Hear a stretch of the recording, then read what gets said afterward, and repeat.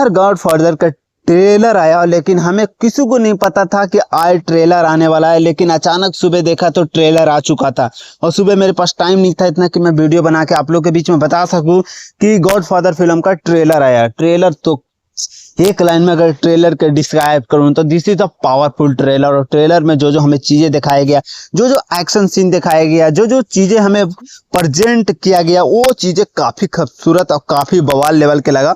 और वीडियो यार action scene हो गया, यामिनी सिंह का डायलॉग हो गया, पावर स्टार खेसारी लाल यादव के डबल रोल जो दिखाया गया, दूसरा लुक जो दिखाया गया, वो काफी यार मतलब डबिंग में जो डिप्रेशन खेसारी लाल यादव दिखाए ने अलग तरीके से, वो चीजें हमें मजा आया। लिटरली बोल रहा हूँ, एक अलग वाइब देता है ये हमें ट्रेलर में जो एक्शन हो गया, इमोशनल चीजें हो गया, जो खेसारी लाल यादव के डबल रोल देखने के लिए मिला, मजा आया। लिटरली बोल रहा हूँ, बहुत मजा आया।